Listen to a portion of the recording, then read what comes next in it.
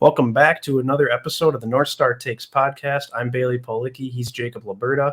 You can find all our videos here on our YouTube channel, and we're a Minnesota sports podcast. So if you're a Minnesota sports fan or sports fan in general, please hit that subscribe button. Today we're going to be talking Minnesota Vikings, and it's been kind of a topsy-turvy few weeks here after just a horrible loss to the Detroit Lions.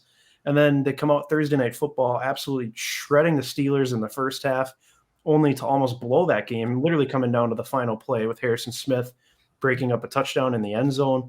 They're able to squeak that one out. So they're sitting at 6-7, currently out of the playoffs as it sits right now, but obviously they still have a decent chance of getting in if Washington kind of can't hold it together there. So, I mean, I don't know. I feel like we talk the same stuff every week. It's just the inconsistencies of this team. So I kind of want to look forward to the off season here. We're only a few weeks away from that happening, honestly, especially if they don't make the playoffs. So let's kind of get right into it. We're going to talk about who should stay and who should go this offseason.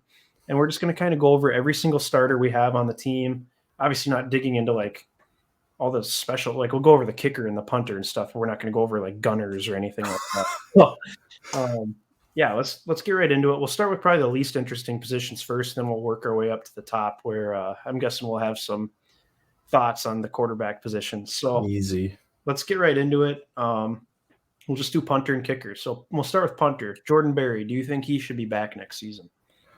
I think so. I feel like he hasn't done anything this year to be like, get this guy out of town. I think he's been pretty solid. Obviously, I'm not a punting guru, but I think he gets the job done. I think best trait in a punter is probably just to not be noticeable. And I think you just don't even bat an eye when he goes out there. I mean, obviously he had the one punt block in Carolina, but that's not usually on the punter. So I can live with this guy. I think he's fine. I guess I haven't looked into the punter stats too much, but I think he's serviceable. I agree. Like you don't really notice any shanks or anything from him. And Exactly. There's been a couple instances he's pinned a team back inside the 5. So, I mean, I think he's done a pretty decent job, and it's just a punter. I mean, as long as he does his job, he's fine. So exactly. Let's move on to Greg.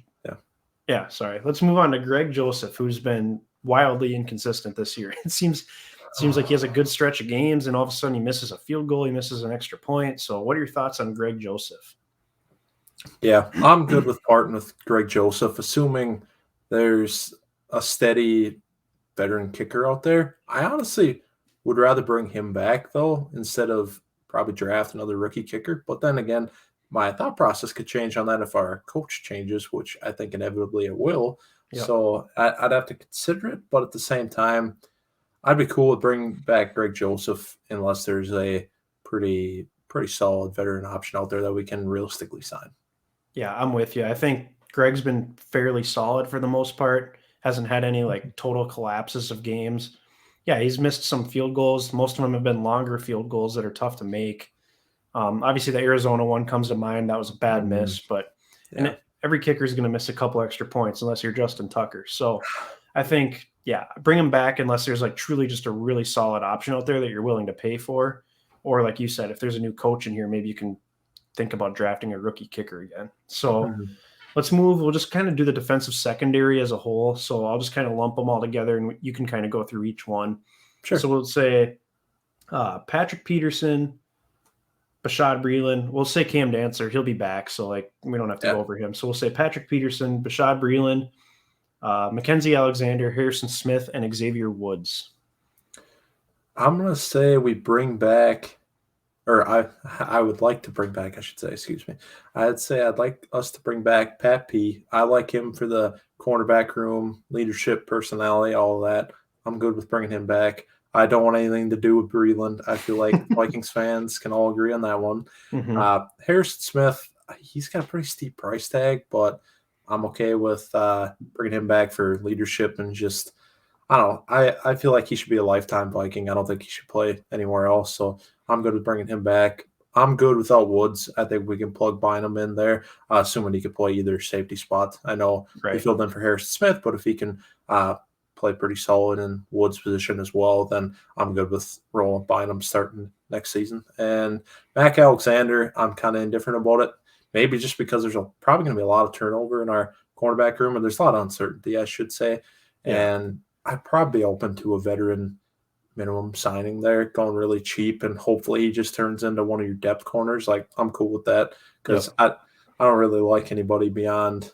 Well, in this cornerback room, I don't love anybody right now, but Pat P and Dantzler, I'm okay with. I still think Dantzler's gonna get better. I know he has his moments where it's like, it looks a little rough, but Hmm. I think he's gonna get better. So Mac, neither here nor there if we bring him back or not. It doesn't really matter. Yeah, so I'll start with Patrick Peterson. I'd love to see him back, especially on a cheaper deal than the 10 million he's making this year. But Hmm. if Mike Zimmer's gone, I don't know if it really makes sense for him to come back here. I think True. Zimmer's a huge reason why he signed here. Hmm. Obviously, he thought the team was in a position to win too, but if we're kind of starting over, I don't know if it makes a lot of sense for him personally to come back, but yeah, I'd love to have him back and just be a stable, maybe second corner. Maybe you're hoping Dancer can make that leap next Hmm. year. Breland, yeah, get him out of here. He's been an absolute clown this year. And what's funny is he's got the most interceptions of all the corners on our team, but he's also got a ton of pass interference penalties, a ton of just stupid stuff, tweeting about the fans. He's got the weekly injury, it seems. So I mean, he's kind of a head case. He's been good at times. He's been horrible at other times. And to me, it's almost like he's like a smaller continuation of Xavier Rhodes towards the end of his Vikings career. So Yeah, I I, think you could dust him on a route out there, Bailey. oh, maybe. Well, I don't know. I don't know about that one, but I think yeah, I'm good with moving on from Breland and then Mac Alexander. I personally would like to keep. I mean, we signed him for cheap this year. He hasn't had a great season, so I don't see him signing for more really next year. I mean, he might get more than the minimum, I guess, but Hmm. it'd be nice to bring him back and just have another, not great but reliable slot corner that's not going to make any huge mistakes. So I think, and he knows the system. Granted, the system could be different without Zimmer, but he's been a Viking for a while, so it'd be nice to kind of keep him around. Harrison Smith, obviously, yeah, he's got the hefty price tag, but it's not an easy contract to move because he's going to have that 4 years added on to the end of his contract with the extension he just signed. Sure. I don't see many teams trading for that unless they're like in a true Super Bowl window. But I don't know. Like Harrison Smith's still playing at a really high level, I think, and he, like you said, he should be a lifelong Viking, no doubt about it. So Harrison Smith should be back, and yeah, I've actually liked Xavier Woods this year. I think he's had some pretty good games, but I mean, he's just a 1 year guy. I'm fine with moving on from him. Cam Bynum looked great when he filled in for Harrison Smith, and I think I saw Zimmer said that Bynum had been practicing at the other safety spot opposite of Harrison Smith before he had to fill in. So it sounds like Bynum's getting work at both spots. So I think he's a smart enough player. I think he's a good enough player to be able to play either safety spot. So I'd like to see Cam Bynum jump in as that other starting safety next year. So Hmm. now we'll kind of move on to, well, maybe we'll just do linebackers here quick. Sure. Vigil, Kendricks, and Barr. What are your thoughts on those three? Kendricks is obvious that you want him back just because he's Yeah. one of the best linebackers in the game. I don't think anybody can dispute that. And truthfully, I'm a big Bar guy. I know not a lot of people are these days, but if you can get him back on a pretty reasonable deal, I'd say somewhere around 4 or 5 million. I'd say I'm open to bringing him back just because I think he's a guy of. I mean, he's been with the organization for a while. I know we shouldn't keep everybody from the summer era, but I think him and Kendricks play really well together. So Mm-hmm. I'm open to him just coming back for another season if he does, because I think retirement's definitely on the table with the issues he has. But Yep. I'm cool bringing him back. Vigil, I don't really care. I could see him walk. I feel like we can replace him with another guy in free agency for probably the same price tag. So I'd like to see Kendricks and Barr back just because I like that linebacker duo. I agree with you. Kendricks, no brainer. Not even really worth a discussion. He's just amazing. He's the best player on this Exactly. defense. Exactly. Anthony Barr, if you would ask me at the beginning of the season when he was missing all these games, I'd be like, no, get him out of here. I don't want him next year. But Hmm. he's gotten better as he's played this year. And of course, it seems like he kind of misses every other game because that knee injury flares up. And like you mentioned, he might be retirement bound at this point because it's got to be hard to, have to, rehab constantly on a knee injury that's just Yeah. not going to get any better. So maybe they're able to figure it out in the offseason. He can get surgery on it because they haven't really exactly said what the injury is. But Hmm. I would take him back at a cheap price because, I mean, I don't see a way anybody's going to pay this guy, especially with a bad knee. No. a lot of money. So it would make sense if he wants to keep playing that he would just stay with the Vikings and rather than pursue a new opportunity elsewhere. So Exactly. Plus, that's one less guy or one less position that you'd have to sign with somebody else in free agency and hope that they can basically be serviceable in that spot. So, I'd rather go Barr. But then I think you also got to think about. I mean, it feels like we've been drafting a lot of linebackers lately, but probably draft one to be able to eventually replace them. But yeah, exactly. Because like Troy Dye and Chess Surratt have shown absolutely nothing in terms of playing linebacker. I know Dye's gotten some special teams run, but mhm. um, and you have to wonder, like, with Zimmer gone, if Barr would come, if Barr would come back too, because that's really Zimmer's guy. But That really is. It was his first draft pick. I'd say there's probably a 60-40 chance Barr retires, just based on kind of how I'm feeling about it. I think there's a good chance he retires. The guy's going to play half the games this season, basically not practice at all. I mean, I have a hard time seeing him coming back. And then Nick Vigil, I'm with you. We signed him dirt cheap this offseason. I'd be fine bringing him back. He's made some splash plays. He's not great in the run game, so I don't know. He's an okay linebacker. He's about what you signed him for, so I'd be Yeah, okay bringing him back. I'd be okay pursuing other options, but linebacker is definitely a spot they're going to have to address, whether it's in the draft or free agency. So hmm now let's get into the defensive line. Um, we'll go Daniil Hunter, Michael Pierce, Dalvin Tomlinson, and then you got Everson Griffin / DJ Wanham. Wanham will be back, obviously. yeah. But I guess what are your thoughts on the other four? Daniil Hunter, I want him back, even despite all the injury concerns there over the last couple of years. I still think he's one of the very best in this league at his position. So I want him back. And honestly, I'm not going to care that much about the price. Like obviously, if he sets a record for defensive players in the league or something like that, that's going to cause for concern a little bit. But Yep. if he's not quite that, but he's still like a top dollar defensive player in the league, I'm still cool with bringing him in just because this guy can play. I know torn pec, that's a little scary, especially after this neck injury. So it feels like one thing after Right. another. But I'm good with him. And then as far as D tackles go, I'm probably good with moving on from one of them. I think you just identify which one or the other you'd rather keep on because I don't want to just say heck with both of them, let them both go. But I also don't Right. think we need both of them. So because this clearly isn't shoring up our run defense, and that was the whole point. So if it's not, Right. then one of them should go. So I think just take your best shot as far as uh, which one you think is better. And in my opinion, probably you lean Thompson just because he's a little bit younger, but um, really wouldn't matter to me. Just one or the other. And then the other end spot, Griffin. I don't know where he's at if he'll ever play football again. Even I don't know, Right. but I'm open to another veteran minimum. He's another one of those guys, lifelong Vikings, and Mm-hmm. hopefully he's just like a depth player that comes in on third downs or something. That's what he's supposed to be this year, but then he ended Right. up being much better than the rest of the defensive end room and provided some real value. So um, I'd sign him back to be depth, but Yeah, absolutely. So I would like Hunter back as well. I don't know what these past two injuries. I just don't know if some team is going to be willing to just give him the absolute bag, give him like sure. a Joey Bosa contract. So Yeah. I'm hoping the Vikings are able to get him back at a reasonable number, maybe 20 to 23 million a year. I hmm guess I don't know how realistic that is, but I'd say that's a pretty fair price. yeah, and especially we'll get into it later, but like if you're able to move on from Cousins' contract, I saw that the salary cap is projected to be at that absolute maximum it can be for next season, which is Let's go. encouraging. Yes. So, I mean, there will be a jump there. So the Vikings they always find a way to, find money and create space, but I would love to have Hunter back. He's easily the best player on the defensive line when he's healthy. So obviously the injuries are a concern, but you could always work stuff like that into the contract as well. So I think hmm signing Super Bowl teams typically have a good pass rusher. You want to bring Daniil Hunter back. As for Pierce and Tomlinson, I'm 100% with you. Keep one of them, get rid of the other. Pierce might be easier to move because he's still going to have 2 years left on his deal, whereas Dalvin Tomlinson's going to have 1 year left on his deal after this. And I think they're both making roughly the same amount of money. I want to say Pierce is making like 9 mil.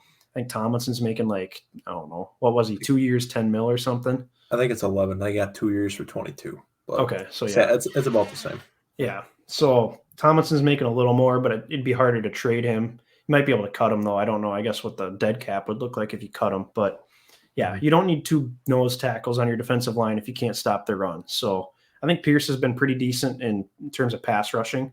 So I guess that's the reason I'd like to keep him. And then I really like what Armon Watts has done this year, and even a guy like James Lynch has shown flashes as well. And you can't forget that they have Jalen Twyman, who they drafted, who, he's going to be a bit of a project, I think, but he's got some promise to him as well. So as for the other defensive end, yeah, it'd be nice to have Everson Griffin back, but I don't know. I have a tough time seeing that because, like you said, who knows if he'll ever play football again. And at the very least, he can't be your starting defensive end next year. You either have to draft a guy early, which I could really see them doing this year, potentially in the first round, drafting an edge rusher, or going and signing somebody in free agency, which would be tough to do if you're already signing Neil Hunter to a contract extension. So guessing the draft is probably the most likely scenario for that. So let's move ahead into the offensive line here, which this one could be the most interesting position group as a whole. So you got Darisaw, Cleveland. Then at center, you got Bradbury / Mason Cole. At right guard, you kind of have Udo / Mason Cole. And then at right tackle, you have Brian O'Neill. So what are your thoughts on those five? I'm guessing you like three of them. Yep. Truthfully, I'm all in on Darisaw, O'Neill, and Ezra Cleveland. I think those should all be locks. I think they've all played well, especially Ezra Cleveland. I think he is kind of flown under the radar this season in his progression at left guard. I think he's gotten better every week. I mean, a couple weeks ago, he was the highest graded offensive player in the league, and not just on the offensive line or at guard or anything in the league. So I think that was a big deal. And that was against, I think that was that San Fran game, and that's against one of the better D lines in the league. So I think that's huge. So I'm good with him. We have some bookend franchise tackles, which is massive, no matter who the quarterback is for us. Right. So that leaves us with that center and right guard position. I'm done with Bradbury. I'd like to see him cut. Mason Cole, I'm good with hanging on to because I think he's a very serviceable backup and can play some games, but I don't want him to be our starting center either if we can avoid it. And Oli Udo, I'm good with him being the new Rashad Hill and just being the backup lineman that comes in for spot starts and things like that. Like, I think he's probably plenty fine doing that. And now he's got some experience behind him. But as far as a starting right guard, no, I'm out on that. So I'd say we gotta fill those center and right guard positions with something else. But for Mason Cole and Udo, I'm good with them coming back in backup capacities. Yeah, and I agree with you. Darisaw, Cleveland, O'Neill, those three are solid, and you're going to have them for a long time. Bradbury, I have a hard time seeing them cutting him just because he was a first-round pick. Plus, I think the dead cap on that would be a little bit hefty, but right. So he'll be back, I'm guessing. Maybe not. I mean, hopefully not starting at that point. But Mason Cole, I'd like to see him back as a backup as well. So then it's like, well, you'd have two backup centers technically, but Cole can play guard. So, and then Udo, yeah, I agree. Backup swing tackle / he can kind of play guard now too. So it hasn't been pretty, but it hasn't been like Drew Samia, Dakota Dozier level of guard play. Exactly. So, I mean, Udo started the season off strong, and I think teams kind of figured out how to beat him. So, if you have to plug him in every now and then, that's okay. But the guy I'm really wondering about is Wyatt Davis. Like, is this guy does he have any future at right guard or any spot on the team? Could he possibly play center? Like, he's a big part of this going forward because if he's not good, you really do have two pieces of the offensive line to fill. Yep, exactly. And here we are again. It feels like, or here we go again, and that's a frustrating thing. I hope Davis can play a part in the offensive line next season, and hopefully, I mean, it would be malpractice by this current coaching staff, but hopefully that's all it is the coaching staff is just refusing to play rookies after they got burned by that last year, and hopefully he can come through another NFL offseason next year and maybe be a starter for us. I know that's kind of a lot to ask when you've seen literally nothing of him, but I'm hoping that's the case, but we'll see. Yeah, and like once again, it's going to depend who the coach is because depending what kind of scheme they want to run, what kind of lineman they want, Wyatt Davis could be perfect for them. He's a bigger guy, so he doesn't fit the zone blocking scheme that Zimmer and Kubiak want to run. That's why Garrett Bradbury's so freaking tiny and he can't pass block. So, I mean, you have to factor that in as well. I mean, yeah, it's great to see Dalvin run through these wide open holes against the Steelers. Like, that's awesome to see. But you also don't want Kirk folding like a lawn chair in the pocket because the offensive line can't protect. So it'll be interesting to see what happens with Wyatt Davis. But let's move on to we'll go wide receivers and tight ends. So we'll go Jefferson, who's a lock. Thielen, Osborne, Conklin, and Irv Smith.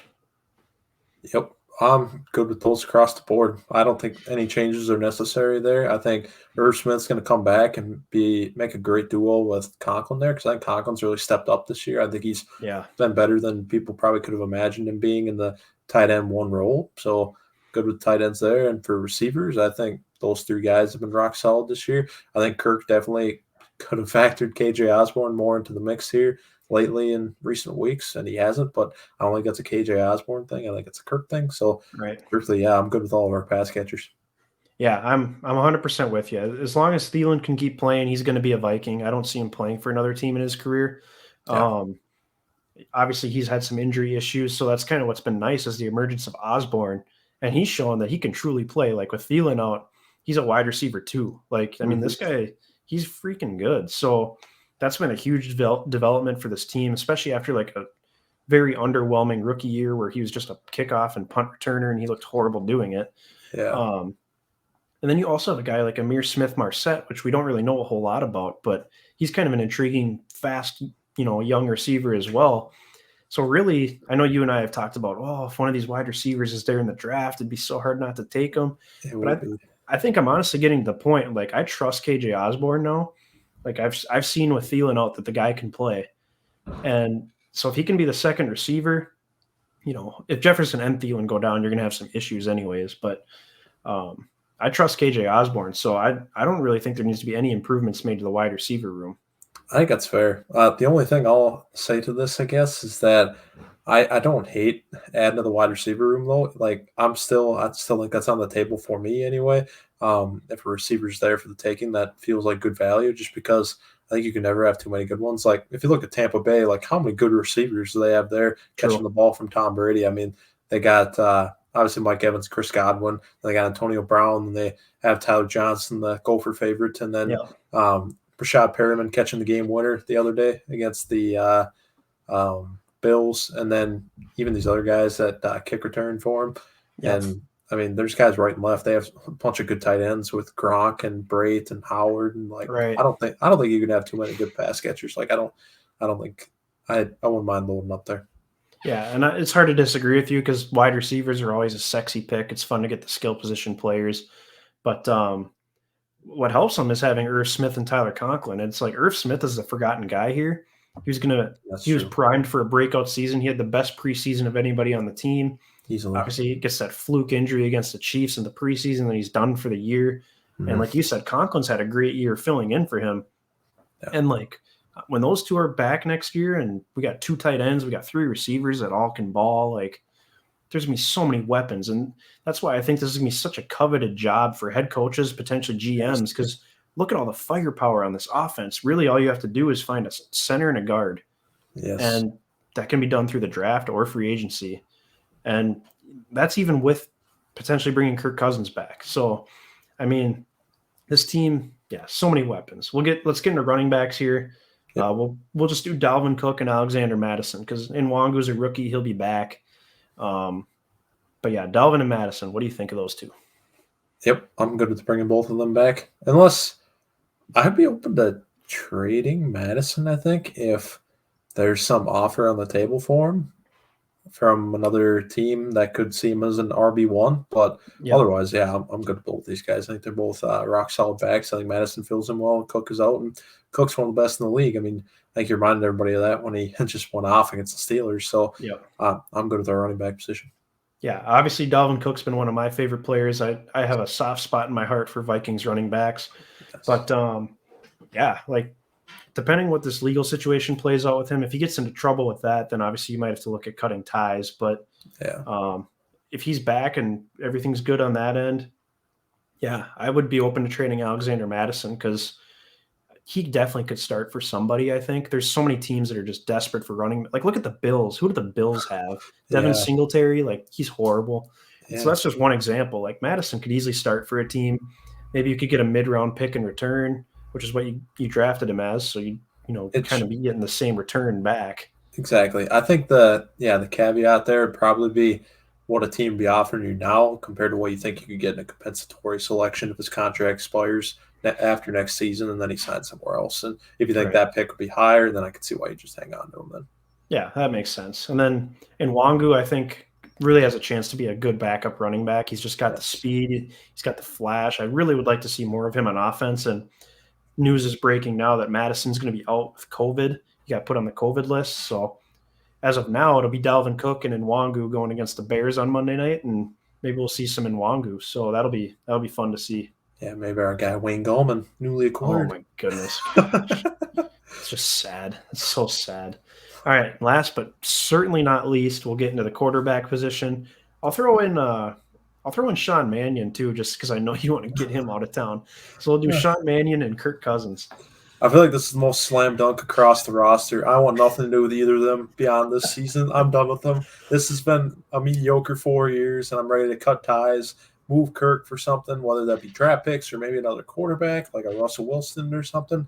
I'm just done with playing these games, being in the same spot now as we were a year ago. And we talked about all offseason now. It's just going to be so much different this year, but it's the same. So I feel like why should I expect to be any different next season if we go back into it with Kirk again? Albeit I think the coaching staff can make quite a difference, but it's like we're still going to have that limited ceiling, which sucks, and I don't want that. I want to go all the way. So yeah, done with Kirk, done with these shenanigans. I'm ready to move him, get all that cap out of here, or all that money out of here to create cap space, so then we can sign players at other positions such as at center and right guard, and then you just put a quarterback into a good spot, hopefully with a loaded offense around him, plus hopefully a better head coach once we replace Simmer here, which is coming, and an offensive head coach I think it'll be, and hopefully they're a good play caller, and then it's just all on the quarterback they don't even have to be great, like they just have to just be, I don't know, serviceable. Just make the plays when they're there, when they're called upon, but it's not like they have to be great all the time, carry the team, I guess I'm trying to say. So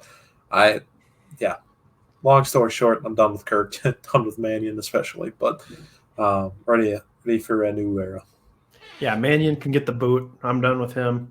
Yeah. He serves no purpose other than being Kirk's buddy on the sideline. And I don't know why you can't do that just being inactive. Yeah, exactly. I don't get it. And that kind of worries me about Kellen Mond as well. Like, is there no development being made there?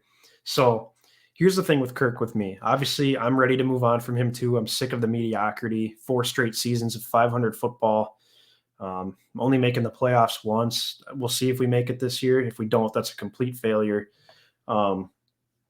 I don't know. Like, there's part of me that's like, man, if we can just get a center and a guard, maybe it'll work for Kirk. But that's the problem. It shouldn't have to be perfect for him to work. And then, like, well, maybe if we get an offensive coach in here that really, is aggressive and plays to Kirk's strengths and throws the ball more, doesn't want to establish the run as much, maybe that changes things. Because, I mean, Kirk's had a fantastic season for the most part. There's been a few games here and there where he really hasn't shown up.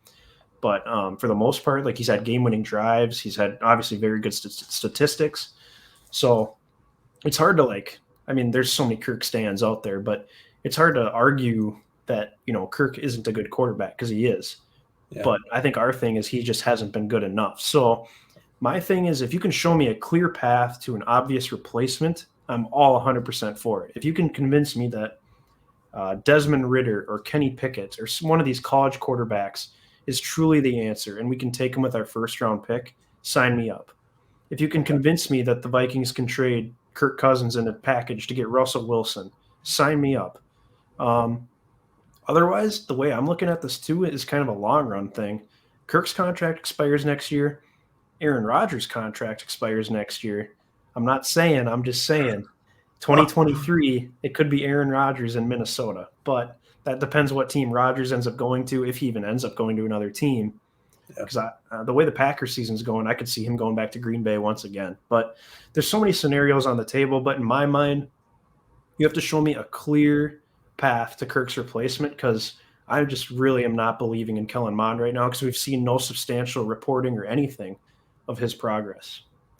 Yeah, that's fair. I don't think we can bet the farm on Mond being good and being the guy next year. So I think I get what you're saying about the clear path. But the only way I entertain keeping Kirk around is if we had a head coach like Kyle Shanahan or something, who probably about as creative as he can get for an offensive play caller, and a guy who just loves Kirk. So I feel like that's the only way I'd want him back. Otherwise, that's going to put a sour taste in my mouth. Especially, we cannot under any circumstances sign this guy to an extension. That just cannot happen.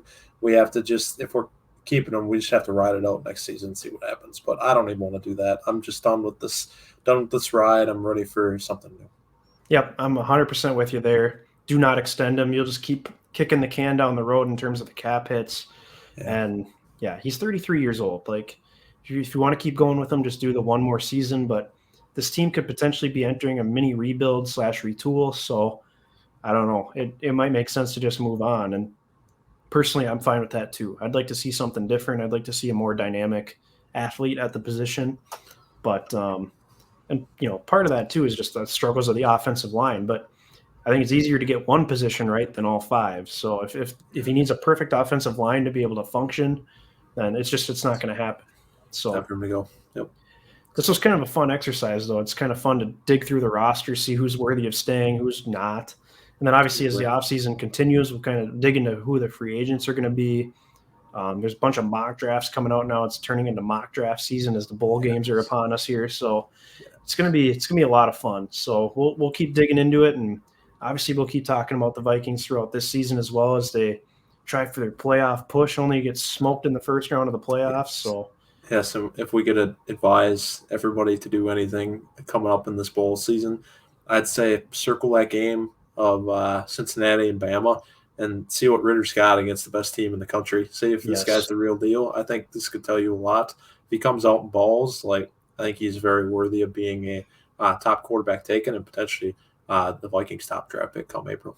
Agreed. Yeah, Desmond Ritter's been a great story, and obviously you got Bryce Young too, who's probably gonna be the number one pick in 2023. So yeah, it'll be interesting. But yeah, that's going to do it for this edition of the North Star Takes podcast. Like I said earlier, if you're new to the channel or if you're a sports fan, please hit that subscribe button. If you're a Vikings fan, give this video a like. Feel free to give us a follow on both Twitter and Instagram, and leave your comments below who you think should stay, who you think should go, especially on the always controversial Kirk Cousins. Let us know your thoughts on keeping him or getting rid of him. So thanks for watching.